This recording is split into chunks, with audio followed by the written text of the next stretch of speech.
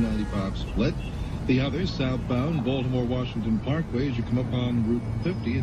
This one's over. Sur l'axe sud de la voie rapide Baltimore-Washington, la circulation se ralentit à l'approche d'une entrée sécurisée qui disparaît dans la forêt.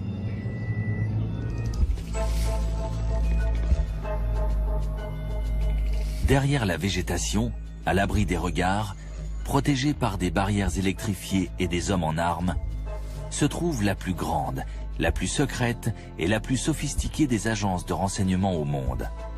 La National Security Agency, la NSA. Sa mission, crypter et décrypter les codes. Intercepter les signaux en provenance de pays étrangers. Passer au crible les appels téléphoniques, e-mails et messages qui s'échangent à chaque instant dans le monde entier.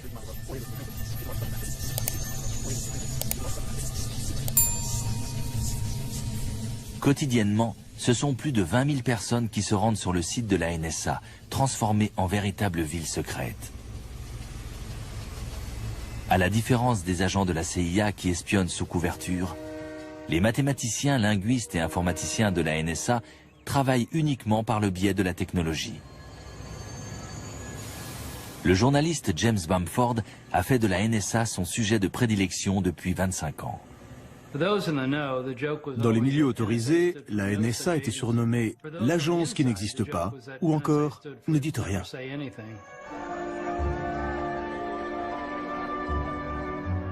Pendant la guerre froide, les postes d'écoute de la NSA couvraient quasiment tout le territoire soviétique et interceptaient les communications militaires et diplomatiques.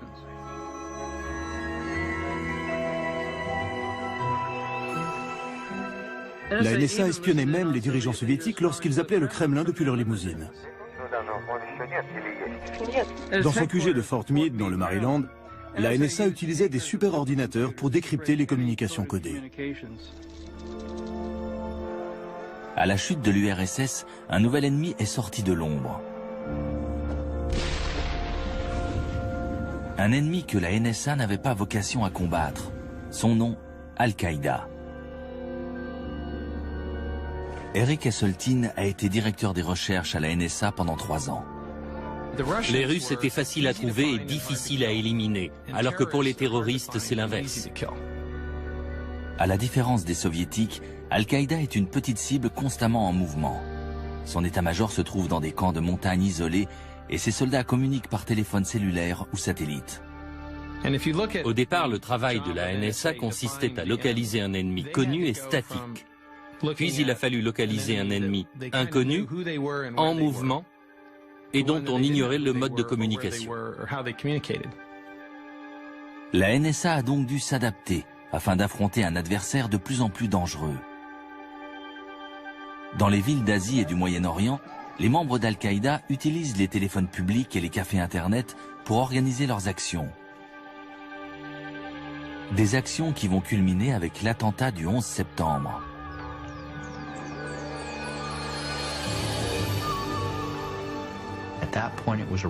À ce moment-là, c'est devenu une véritable course contre la montre. Il a fallu restructurer nos services afin de développer les compétences nécessaires pour faire face à des individus ou à des petits groupes d'individus agissant dans le monde entier sans tenir compte des frontières. Mais toute la question était de savoir si on allait réussir à se réorganiser dans les temps. D'autres questions restent en suspens.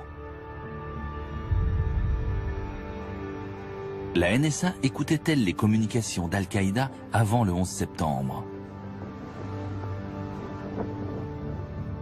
Quel rôle a-t-elle joué? Les États-Unis sont-ils à l'abri d'une nouvelle attaque de ce type aujourd'hui?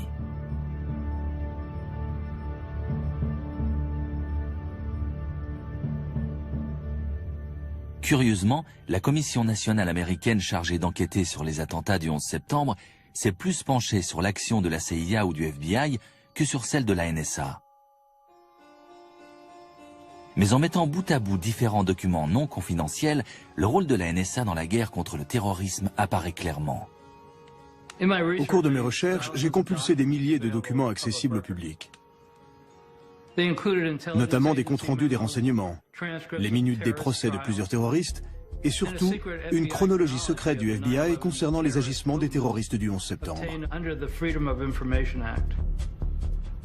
Et ce qui ressort de tout ça, c'est que le chef d'Al-Qaïda était sur écoute bien avant les attentats.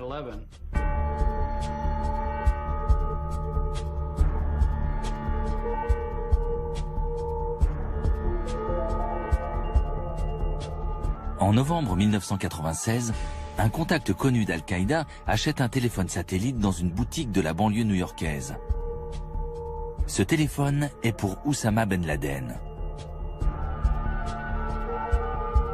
Dès que ce dernier se met à téléphoner d'Afghanistan, les postes d'écoute de la NSA interceptent toutes ces conversations. Michael Scheuer, l'analyste de la CIA responsable de l'unité Alex Station chargée de traquer Ben Laden, est particulièrement intéressé par ces informations. Le téléphone satellite d'Oussama Ben Laden a été une véritable aubaine. Non seulement ça nous a permis de savoir où il se trouvait en Afghanistan, mais également où était établie l'organisation Al-Qaïda à partir des appels qu'il recevait de différentes parties du monde. Ce type d'écoute fait partie du renseignement d'origine électromagnétique, aussi appelé ROEM. Les téléphones satellites émettent un signal capté directement par un engin en orbite au-dessus de l'océan Indien. En passant en revue tous les appels reçus ou émis d'Afghanistan, la NSA identifie rapidement le numéro de téléphone de Ben Laden. 873 682 505 331. Une fois en possession de cette information, l'agence écoute tous les appels qu'il passe grâce à une énorme parabole située dans l'espace et écoute tout ce qu'il reçoit grâce à une antenne parabolique au sol. Dans le domaine du renseignement, le ROEM fait partie des techniques les plus intéressantes, puisqu'il s'agit d'intercepter les signaux qui sont dans l'air.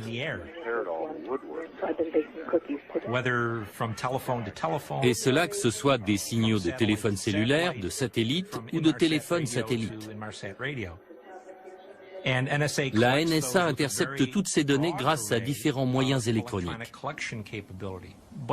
Mais ça reste des signaux, tant qu'il n'y a pas quelqu'un au bout pour les analyser. Les analystes vont déterminer quels sont les numéros appelés par Ben Laden et à quelle fréquence. Ils s'aperçoivent alors que la majorité des appels qu'il passe depuis l'Afghanistan sont pour une résidence située au Yémen, à 3000 km de là.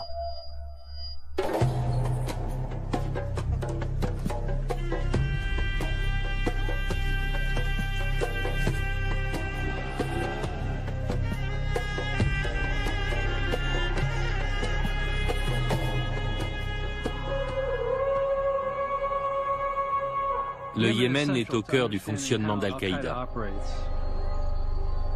C'est là-bas qu'est né et qu'a grandi le père d'Oussama Ben Laden.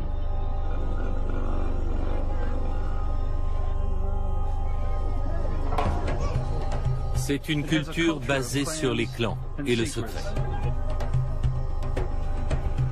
Ça ne m'a pas surpris que Ben Laden choisisse la capitale yéménite, Sanaa, pour y installer son QG logistique. En revanche, ce qui m'a surpris, c'est qu'il ait choisi l'un des quartiers les plus pauvres.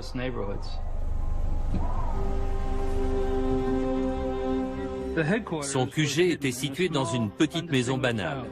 La CIA a découvert que c'était la résidence de l'un des bras droits de Ben Laden. Ces conversations n'étant pas cryptées, les superordinateurs de la NSA n'ont rien à décoder. Les transcripteurs et linguistes de l'agence peuvent donc intervenir pour traduire, mettre par écrit et résumer le contenu de ces appels. Ces résumés sont ensuite transmis à la CIA. Mais les analystes de l'unité Alex Station vont plus loin. Ils sont convaincus que ce n'est qu'en étudiant soigneusement chaque mot qu'ils pourront comprendre les intentions de Ben Laden. À force de lire ces conversations, on s'est aperçu qu'un terme comme bouteille de lait, par exemple, ne voulait pas forcément dire bouteille de lait. Et on a fini par comprendre de quoi il était véritablement question. Mais pour ça, on avait absolument besoin de transcriptions écrites littérales. On est donc allé à la NSA à Fort Meade pour rencontrer la directrice adjointe responsable des transcriptions. Mais elle nous a dit qu'elle ne nous communiquerait pas ces documents. Point final. La politique de la NSA a toujours été de ne pas partager ces données brutes, même avec les autres agences de renseignement. Convaincu de l'importance de ces échanges téléphoniques, Michael Scheuer parvient à convaincre ses supérieurs de la CIA d'investir dans une station d'écoute au sol. Mais sans satellite, il lui manquera la moitié des conversations. On a intercepté et fait traduire la moitié de ces échanges, qu'on a envoyés à la NSA en leur demandant l'autre moitié. Mais on n'a jamais pu l'obtenir.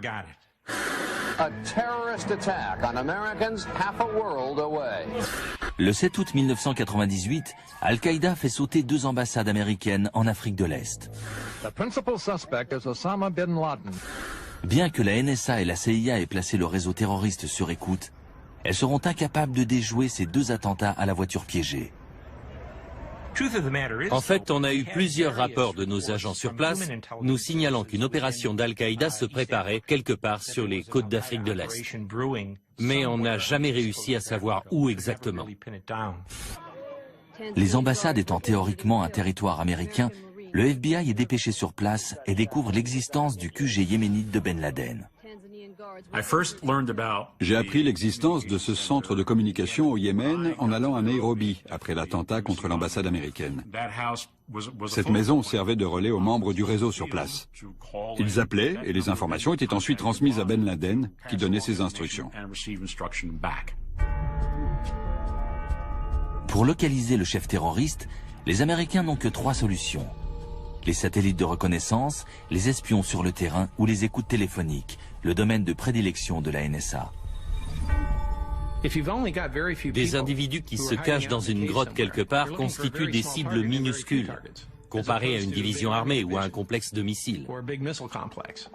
Donc les satellites de reconnaissance n'étaient pas d'une grande utilité. Les espions sur le terrain non plus, car les membres d'un réseau terroriste ont souvent des liens de parenté. Donc il est difficile d'obtenir des informations sur eux. C'est là que la NSA a compris le rôle qu'elle pouvait jouer dans la guerre contre le terrorisme.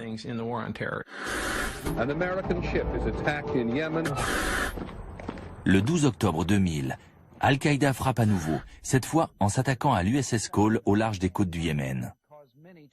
Yemen's Port Authority had been penetrated. Immediately suspect Osama bin Laden. Une fois de plus, les services de renseignement américains n'ont rien vu venir. Frank Blanco, le directeur de la NSA à l'époque, déclarera que son agence en était encore à gérer les déplacements des terroristes avec des technologies issues de la guerre froide. On avait affaire à des cibles très mobiles, utilisant des moyens de communication comme les téléphones portables et les ordinateurs. Donc la question pour nous était de savoir quelle technologie utiliser, combien elles allaient coûter et qui allait les financer. Comme toujours, l'argent est le nerf de la guerre. Après la chute de l'Union soviétique, le Congrès a réduit le budget de la NSA en lui reprochant de violer les lois qui protègent la vie privée des citoyens. C'est une menace pour les citoyens américains. Il n'y a rien qui puisse justifier cela. On ne peut pas laisser le gouvernement américain ni qui que ce soit devenir Big Brother.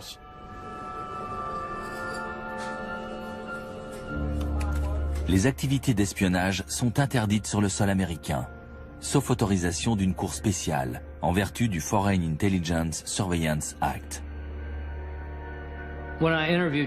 J'ai interviewé le général Hayden, le responsable de la NSA, et à ma grande surprise, il m'a appris qu'il y avait moins de 5 personnes sur écoute aux États-Unis à ce moment-là, contrairement à l'image véhiculée par Hollywood dans des films comme Ennemi d'État. The National Security Agency conducts worldwide surveillance, fax, phones, satellite communication. The only ones in the country, including the military, could possibly have anything like this. Well, the coordinates last 39 degrees, 27 minutes. To us in the intelligence community, movies like Ça nous amuse toujours beaucoup, nous qui travaillons dans le renseignement, de voir des films comme ça, parce qu'on y est présenté comme tout puissant. Alors qu'en fait, c'est loin d'être le cas. You may collect a lot of stuff, Certes, on collecte des informations, mais on ne sait pas toujours ce que c'est. Le principal défi de ce type d'activité, c'est de traiter ces masses d'informations, de parvenir à les relier entre elles et de comprendre leur signification. C'est ça le problème. Fin décembre 1999, la NSA entre en possession d'une information de première importance. Elle intercepte un appel en provenance de la résidence yéménite, ordonnant à 2 membres d'Al-Qaïda de se rendre à Kuala Lumpur, en Malaisie, pour assister à ce qui semble être une réunion au sommet entre terroristes.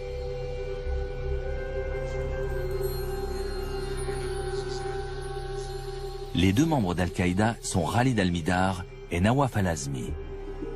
C'est cet appel téléphonique qui mettra en branle les événements du 11 septembre. Après avoir intercepté cet appel, la NSA transmet les prénoms de ces hommes au FBI et à la CIA, mais pas leur nom de famille. Or, celui de Nawaf était dans les bases de données de la NSA depuis plus d'1 an en raison de ses appels au QG de Ben Laden au Yémen. Mais apparemment, la NSA n'a jamais fait le recoupement.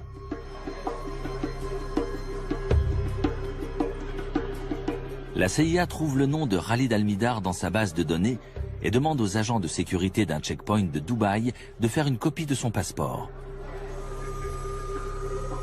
Lorsque les analystes de la CIA la reçoivent, ils sont étonnés d'y découvrir un visa en bonne et due forme pour les États-Unis. L'unité Alex Station de la CIA doit alors collaborer avec 2 agents du FBI, Doug Miller et Mark Rossini. Dès que les terroristes sont arrivés à Kuala Lumpur, la CIA a demandé aux services secrets malaisiens de les surveiller et d'en apprendre le maximum sur eux. Ils ont été suivis et photographiés. À ce moment-là, on savait que l'un des 2 avait un visa pour les États-Unis. Redoutant qu'un terroriste d'Al-Qaïda n'entre aux États-Unis, les 2 agents du FBI s'apprêtent à prévenir leur agence. Mais un responsable de la CIA s'y oppose.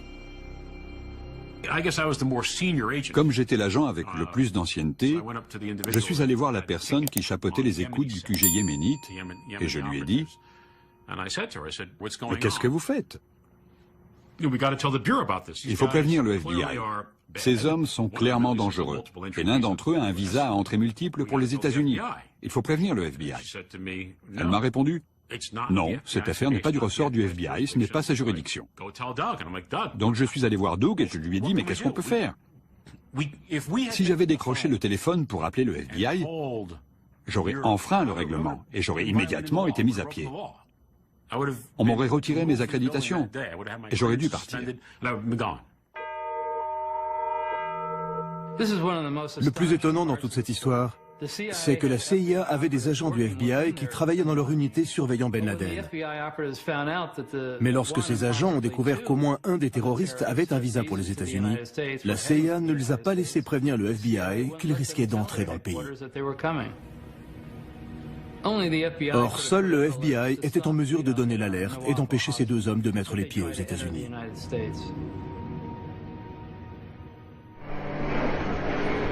15 janvier 2000, aéroport international de Los Angeles. Le vol United Airlines numéro 2 arrive de Bangkok, où la CIA a perdu la trace des 2 terroristes.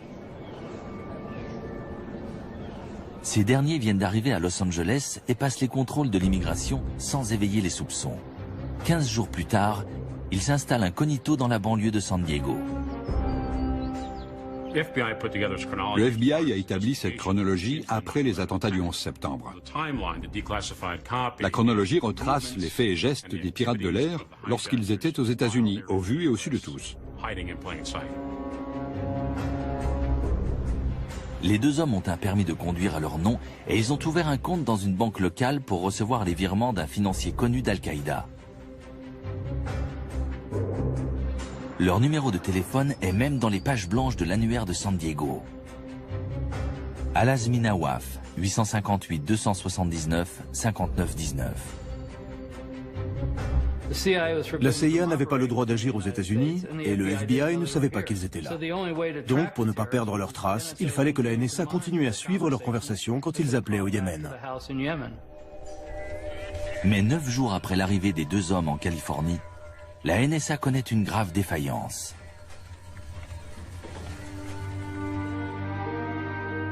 Le 24 janvier 2000, j'ai reçu un coup de fil qui disait « On a un problème ».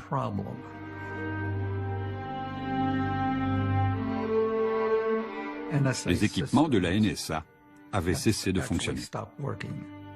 L'agence de renseignement la plus moderne du monde, capable d'écouter simultanément des millions de conversations, est subitement devenue sourde.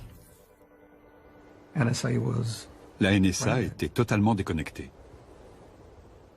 Il a fallu entre 3 et 5 jours pour que les choses reviennent à la normale.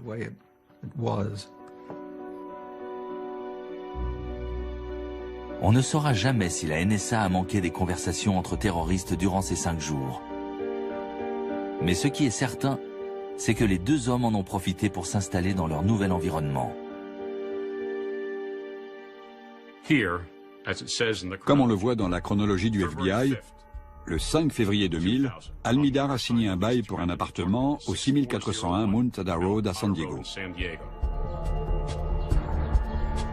Le 25 février, il achète une Toyota Corolla, toujours à San Diego. Le 28 février, la Progressive Insurance Company vérifie la police d'assurance d'Almidar, dont le numéro est le 604 75 921-0.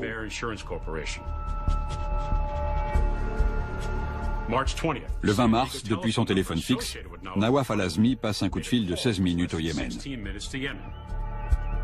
Il s'agit de l'un des nombreux appels passés depuis San Diego au QG communication de Ben Laden que la NSA a placé sur écoute depuis plus de 3 ans.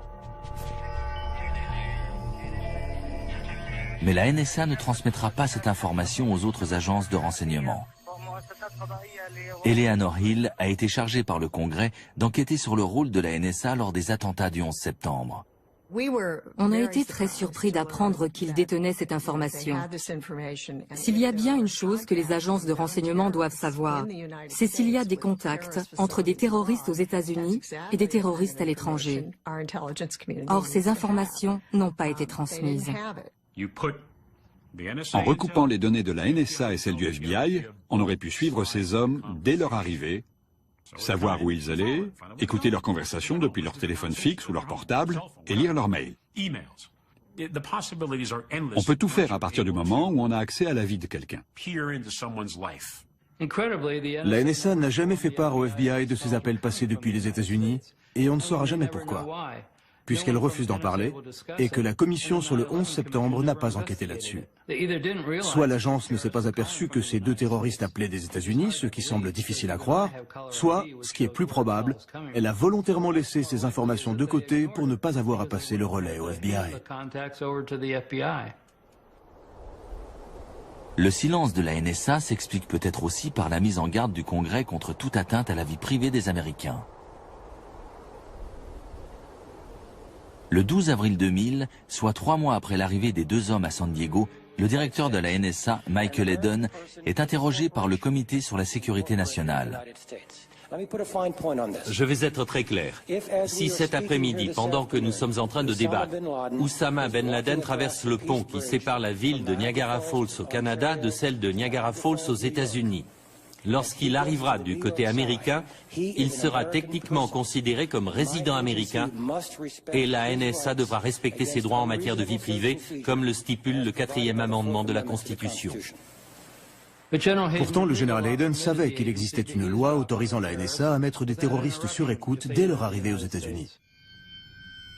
Ils auraient facilement pu démontrer les liens de ces hommes avec Ben Laden et son QG yéménite. Et avec ça, aller voir n'importe quel juge en lui disant « Il faut mettre cette maison de San Diego sur écoute ».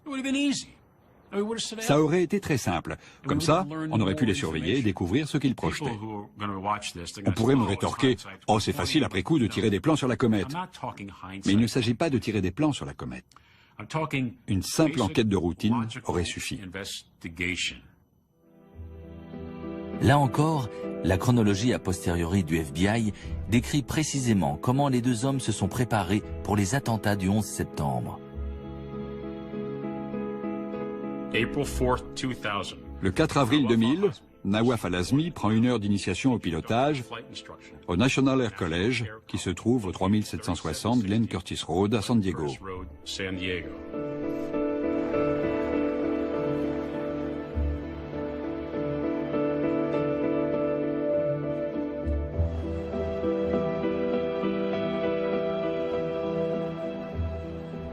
Le 4 mai, Khalid Al-Mihdhar paie par carte bancaire 2 kits de pilotage Jepsen.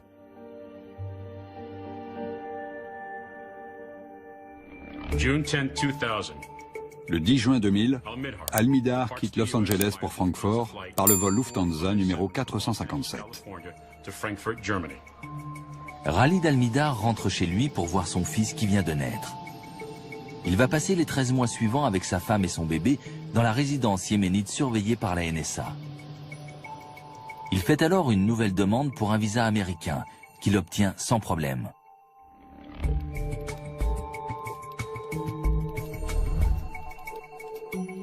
Le 8 décembre 2000, Hani Hanjour, l'un des autres terroristes du 11 septembre, arrive à San Diego.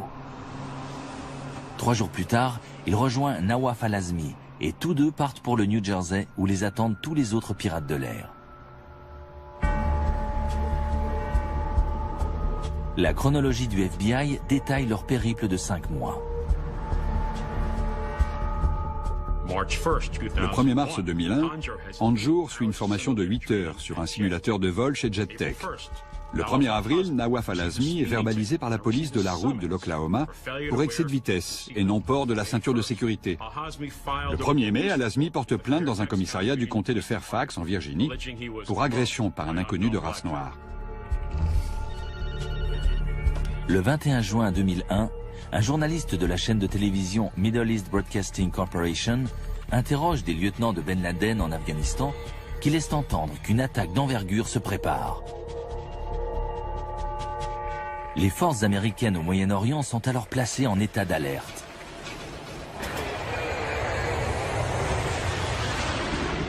Après la diffusion de l'interview, la NSA enregistre un déferlement de communications alarmantes. Beaucoup de gens s'attendaient à une attaque d'Al-Qaïda contre des intérêts américains à l'étranger. Malheureusement, tous les réseaux de renseignement se sont focalisés sur ce qui se passait dans le reste du monde, et pas sur le territoire américain, puisque c'était du ressort du FBI. La chronologie se poursuit. Le 4 juillet 2001, Al-Mihdhar entre aux États-Unis sur le vol numéro 53 en provenance d'Arabie Saoudite. Il atterrit à New York, à l'aéroport JFK, et possède un visa d'affaires et son adresse de résidence est l'hôtel Marriott de New York. Celui qui se trouve dans le World Trade Center.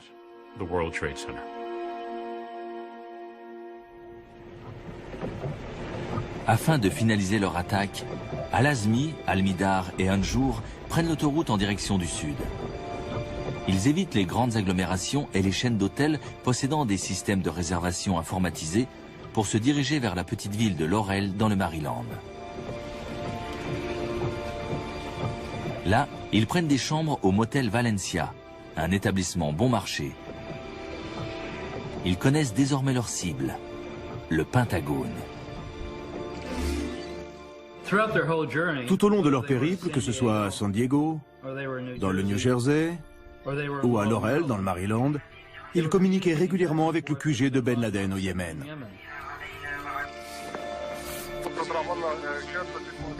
La NSA écoutait ces informations, les enregistrait et les faisait transcrire. Mais elle n'a jamais prévenu les autres agences que des terroristes étaient aux États-Unis et qu'ils se déplaçaient dans le pays en direction de Washington.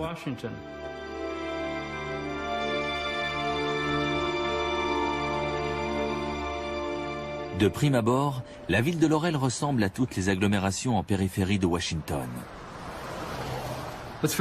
La différence, c'est que cette ville est juste à côté du site de la NSA. Tandis que l'agence capte une avalanche de messages annonçant une attaque imminente de Ben Laden, ces terroristes se sont installés aux portes mêmes de la NSA.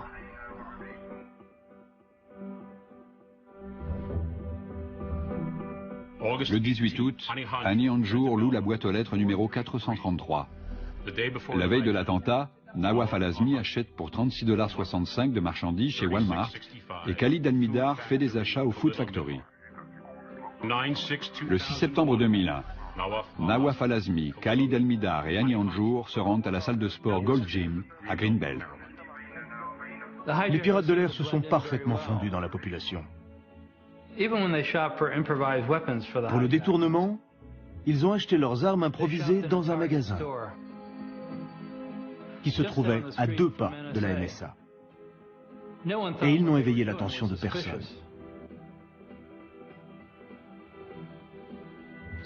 Donc vous avez ces deux groupes de gens. D'un côté, les terroristes qui préparent le plus gros attentat de toute l'histoire américaine. Et de l'autre, la NSA, qui écoute leurs conversations depuis des années.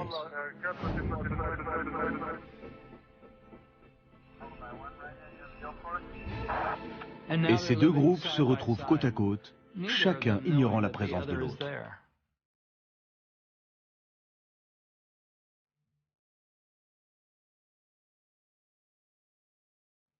Le pire, c'est que si le général Hayden avait regardé depuis sa fenêtre du 8e étage en direction de Laurel, il aurait presque pu voir le motel où s'étaient installés les terroristes à 3 km de là. On a rarement connu plus cruelle ironie du sort dans toute l'histoire des renseignements américains.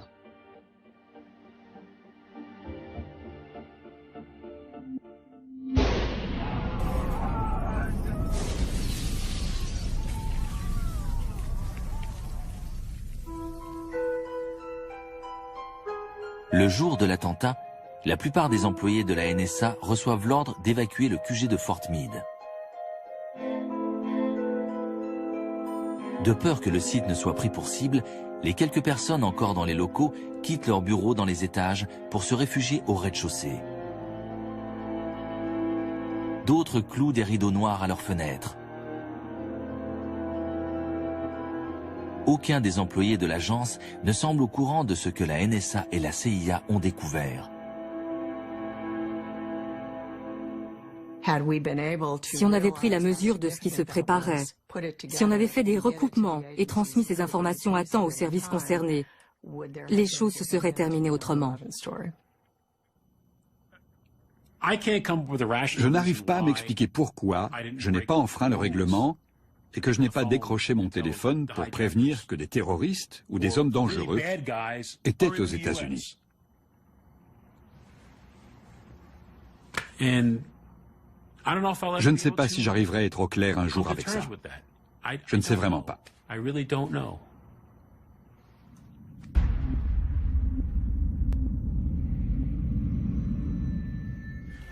Le 13 septembre, je me suis exprimé devant une salle vide, mais cette allocution a été retransmise à tous les employés de la NSA. J'ai évoqué le difficile équilibre à trouver dans une démocratie entre sécurité et liberté. J'ai dit qu'il y aurait des pressions pour faire pencher la balance du côté sécuritaire et que notre travail à la NSA était de préserver la liberté des citoyens américains en leur garantissant à nouveau la sécurité. Ces pressions ne tardent pas à se faire sentir. Le vice-président Dick Cheney demande au général Hayden ce que la NSA peut faire de plus.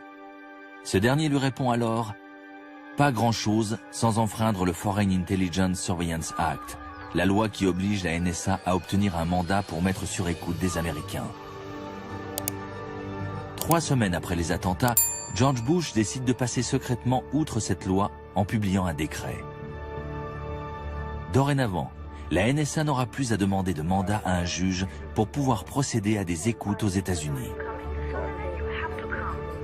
La réponse aux événements du 11 septembre aura donc pris la forme d'une carte blanche pour espionner n'importe qui, n'importe où. L'autre réaction au 11 septembre a été la prise de mesures très strictes. Il fallait agir de façon à ce qu'une attaque de ce type ne puisse plus se reproduire. Mais pour que ces nouvelles mesures portent leurs fruits, la NSA doit entrer de plein pied dans l'ère des communications modernes. L'essentiel des communications, qui s'effectuaient jusque-là par le biais de signaux satellites facilement interceptables, transite désormais par des câbles à fibre optique enfouis sous les mers. Pour mieux comprendre le défi auquel est confrontée la NSA, nous avons suivi le trajet d'un email à travers la planète. James Bamford est à Kuala Lumpur pour effectuer des recherches sur le réseau de communication d'Al-Qaïda.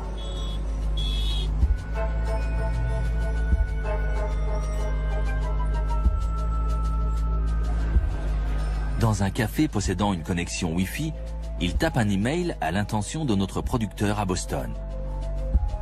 Son message est anodin, mais il contient des phrases et des mots-clés que les superordinateurs de la NSA sont programmés pour repérer.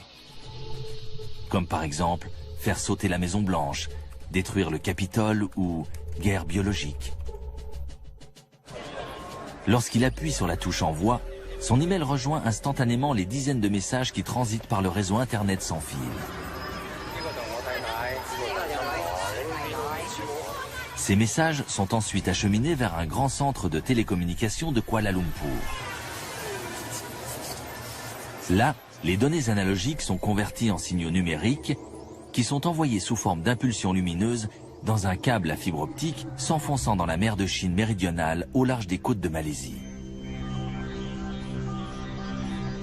En chemin, l'email de James Bamford se mélange à des milliers d'appels téléphoniques, d'emails et de fax en provenance de centaines de villes asiatiques.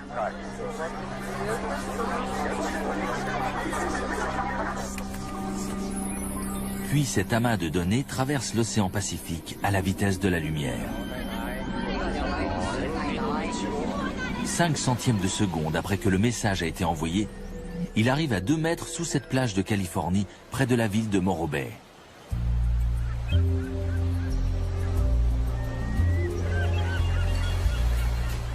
C'est ici, sous les pattes des mouettes et les pieds des surfeurs, qu'arrivent les communications en provenance d'Asie.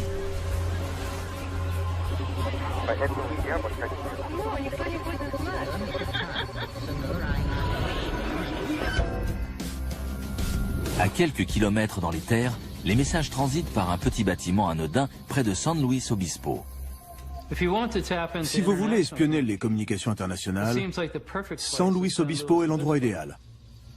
C'est ici qu'arrivent 80% des communications en provenance d'Asie. Mais ce n'est pas là que la NSA commence son travail d'écoute. Les données continuent à transiter à travers des câbles jusqu'à un bâtiment de San Francisco.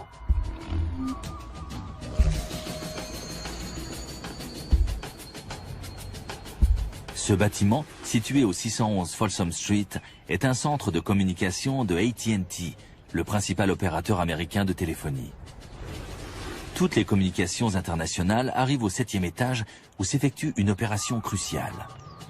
C'est également par le 7e étage que transitent les communications nationales. Une cacophonie de millions d'échanges fait de larmes et de cris de joie, d'espoir et de rêves, d'emails, de fax, de relevés bancaires, de réservations d'hôtels, de poèmes d'amour et d'avis de décès, émanant de personnes se trouvant aux États-Unis. Leur seul point commun, leur caractère privé.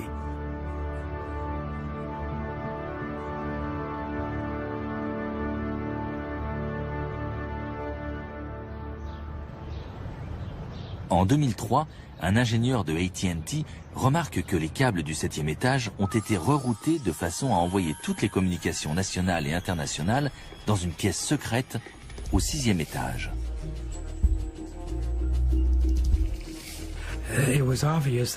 C'était clairement une installation de la NSA. J'imagine qu'ils dupliquaient toutes les données transitant par Internet. Donc ça voulait dire traiter d'énormes quantités d'informations provenant aussi bien des États-Unis que du reste du monde. Quand j'entends l'expression « écoute téléphonique », je me représente toujours quelqu'un avec un imperméable, un chapeau noir et des lunettes de soleil qui rôde à la nuit tombée pour placer un micro en espérant que personne ne le remarque. Mais dans ce bâtiment, les écoutes se pratiquent en plein jour. Les fibres optiques ont été coupées pour pouvoir intercaler un système d'écoute capable d'intercepter toutes les communications entrantes. Brian Reed est expert en communication. et il a examiné les documents internes fournis par l'ingénieur de AT&T, Mark Klein.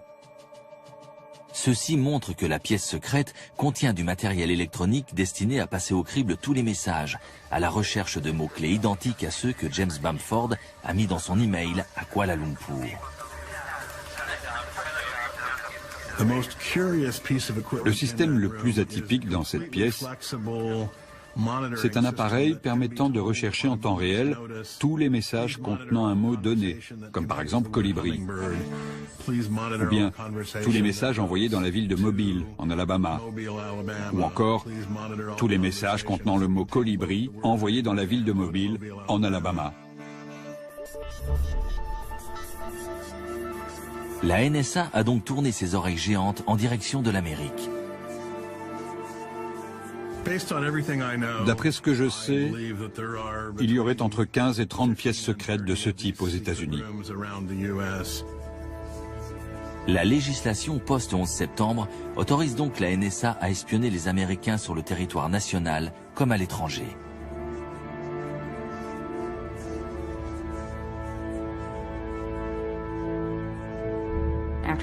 Après les attentats, on a été équipé d'un nouveau système qui interceptait les communications des téléphones satellites en Irak, en Afghanistan et dans les zones alentours. Appels et données en provenance du Moyen-Orient et d'Afrique du Nord sont interceptés et relayés vers un poste d'écoute situé en périphérie de la ville d'Augusta, dans l'État de Géorgie. Adrienne Kinney était chargée d'écouter certaines de ces conversations. Détachée par l'armée auprès de la NSA, elle a repris du service après le 11 septembre. Notre ordinateur nous affichait des listes d'appels. Et c'était comme sur iTunes. Il suffisait de cliquer sur une ligne pour connaître le numéro de l'appelant et de l'appeler, pour écouter la conversation et connaître son heure de début et sa durée.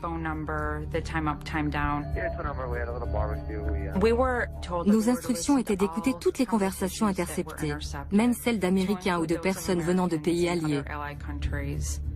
Certaines de ces conversations sont personnelles, parfois même intimes. On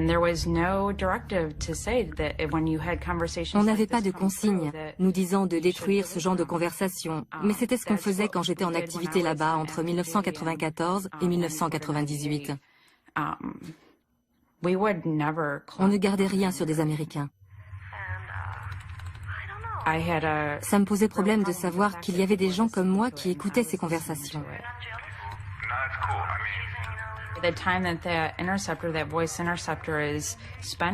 Le temps qu'on passait à écouter ces conversations aux États-Unis, c'était autant de temps qu'on ne passait pas à écouter des conversations en rapport avec des organisations terroristes. En interceptant les données en provenance des fibres optiques et des satellites, la NSA se retrouve à devoir gérer un flot d'informations sans précédent. Selon une étude du Congrès datant de 2008, certaines sources de renseignements croissent au rythme de 4 pétabits par mois, soit 4 millions de milliards de bits, l'équivalent de 12 armoires d'informations nouvelles par an sur chaque citoyen américain. Mais comment traiter tout cela ? Aujourd'hui, ce sont les ordinateurs qui gèrent toutes ces données, mais ils ne nous disent pas ce qu'elles signifient. C'est pourquoi il y a des études en cours pour associer les capacités des ordinateurs à celles des humains. Des algorithmes peuvent aider à extraire les informations importantes en fonction de leur contexte. Robert Popp mène des recherches avancées sur ce type d'algorithme appelés des classifieurs. Disons que vous voulez mettre au point un classifieur pour Al-Qaïda, le concept Al-Qaïda. Donc, vous allez rechercher tous les documents, que ce soit des mails ou des données sur Internet, qui vont vous sembler être en rapport avec ce concept d'Al-Qaïda.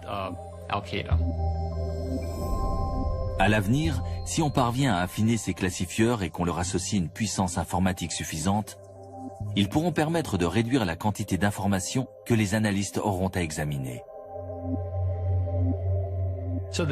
La prochaine étape, ce sera peut-être de pouvoir demander à l'ordinateur « Est-ce qu'il y a des associations bizarres que je n'ai pas spécifiées, mais qui pourraient constituer une menace pour notre pays ?» La plupart des spécialistes s'accordent à dire que ce type d'algorithme ne sera pas au point avant plusieurs décennies et qu'il ne concernera que les documents écrits. Pour ce qui est de l'oral, la technologie n'est pas d'une grande utilité. Les conversations requièrent toujours des opérateurs humains pour les écouter.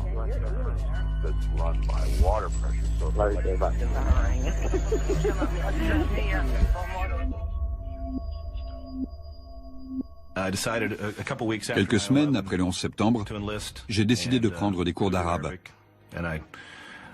De cette façon, j'espérais pouvoir traquer Oussama. David Murphy Falk est l'un des milliers de linguistes formés par la NSA aux opérations de transcription.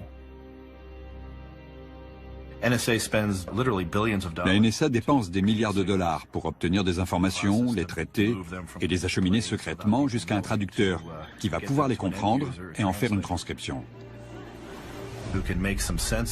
Or, je me suis aperçu que beaucoup de traducteurs n'avaient pas le niveau requis pour pouvoir faire ça. Ils se contentaient de manier du matériel très sophistiqué sans avoir les capacités linguistiques pour travailler correctement.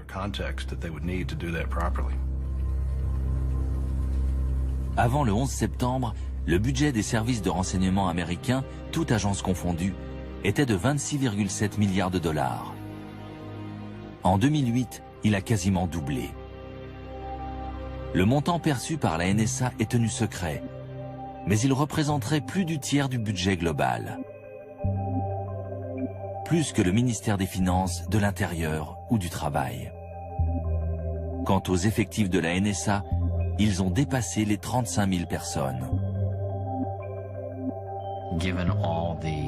Maintenant qu'on a investi des sommes colossales dans la refonte des services de renseignement, est-ce qu'on peut vraiment dire qu'on est plus en sécurité aux États-Unis? Globalement, je dirais que oui. Il n'y a pas eu d'autres attaques. Et désormais, il y a une meilleure coordination et un meilleur partage des informations entre agences. Mais est-ce qu'on peut pour autant relâcher notre vigilance et baisser la garde? Non. Sans quoi on risque un retour de bâton. Il est très difficile de tracer une limite claire entre le renseignement international et le renseignement national. Ça ne veut pas dire que les agences chargées des renseignements internationaux doivent espionner à tous les coins de rue aux États-Unis. Mais il est indispensable qu'il y ait une excellente coordination entre la CIA et la NSA d'un côté et le FBI de l'autre. Sans quoi il y a des choses qui vont passer entre les mailles du filet, comme ça a été le cas lors du 11 septembre.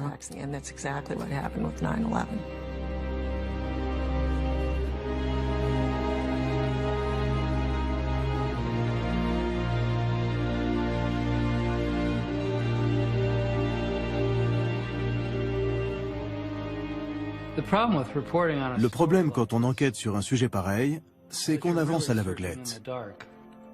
De l'extérieur, on ne peut jamais vraiment savoir ce qui se passe à l'intérieur. En l'absence d'enquête officielle, certaines questions resteront sans réponse, comme par exemple, pourquoi la NSA n'a-t-elle pas réagi pour empêcher les attentats du 11 septembre? Pourquoi n'a-t-elle pas transmis ces informations à la CIA et au FBI qui auraient pu peut-être empêcher les attentats? Pour ce qui est de savoir si nous sommes plus en sécurité aujourd'hui, on aurait déjà dû être en sécurité, puisque la NSA possédait toutes les informations pour arrêter les pirates de l'air, et qu'il existait déjà une législation lui permettant de les traquer. Donc aujourd'hui, avec les nouvelles lois, avec tous les investissements réalisés et toutes les informations qu'elle possède, est-ce que la NSA va pouvoir mieux travailler, ou au contraire, est-ce qu'elle va être débordée par ce flot de données? Quelle est la bonne quantité d'informations? Est-ce que trop d'informations ne vont pas rendre le monde encore plus dangereux?